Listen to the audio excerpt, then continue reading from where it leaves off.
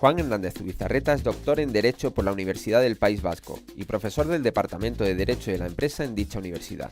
Investigador del Observatorio de Multinacionales en América Latina y autor de diversos libros y artículos sobre distintas cuestiones relacionadas con las empresas transnacionales, los derechos humanos, la responsabilidad social corporativa y la crisis de los sistemas normativos en la globalización económica. También es miembro de la red Desmantelando el Poder Corporativo y colaborador del Tribunal Permanente de los Pueblos. Las políticas de las instituciones económicas financieras y de las empresas transnacionales vulneran los derechos humanos a lo largo del planeta de una manera sistemática. Y esto lo hacen porque disponen de una arquitectura de la impunidad sobre la que se construyen estas vulneraciones. La primera idea es la idea de la vulneración sistemática. No son hechos puntuales de empresas concretas en un continente concreto, en un sector concreto. Son prácticas sistemáticas que, como digo, están conectadas con una arquitectura de la impunidad.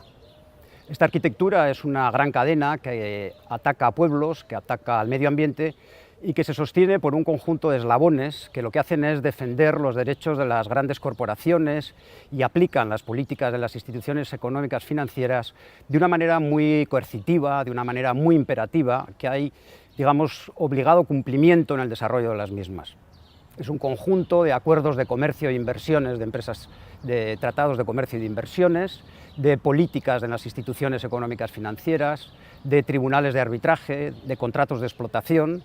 En definitiva, una suma de eslabones que lo que hacen es que los derechos de las grandes corporaciones y la aplicación de las políticas de ajuste se hagan de una manera, insisto, coercitiva y muy ejecutiva.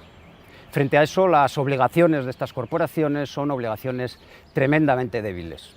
Ni los estados matrices, ni los estados receptores de las prácticas de las inversiones, ni tan siquiera el derecho internacional de los derechos humanos pueden controlar el papel de estas grandes corporaciones. De ahí que sus obligaciones sean unas obligaciones tremendamente frágiles y tremendamente débiles.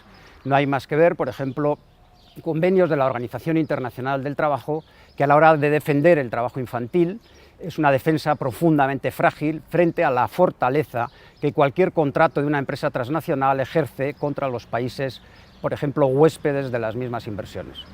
Por lo tanto, lo que quizá conviene destacar de esta arquitectura de la impunidad es la idea de la asimetría, es decir, una desigualdad profunda, un desequilibrio profundo entre derechos y obligaciones.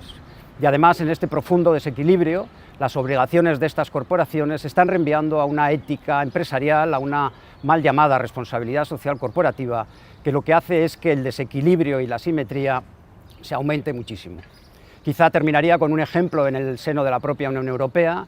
No hay más que ver lo que ocurrió al pueblo griego, como el papel de la Troika fue un papel criminal, fue un papel que claramente se debería tipificar en un nuevo crimen, que provoca daños tremendos al pueblo griego, y sin embargo los derechos de las personas refugiadas a lo largo de la Unión Europea, que disponen de normativa internacional como la Convención, como la Carta Europea, como los Tratados del Mar, no se cumplen en ningún caso. Por lo tanto, nos encontramos como esta asimetría se puede expresar en prácticas específicas donde el derecho comercial, donde las inversiones, donde las políticas que benefician a unas minorías se imponen sobre los derechos de las mayorías. Y eso, desde el punto de vista jurídico, reitero, se manifiesta en una profunda asimetría jurídica entre la defensa de los derechos de las grandes corporaciones y sus obligaciones, es decir, los derechos de las mayorías y los derechos de la defensa del medio ambiente.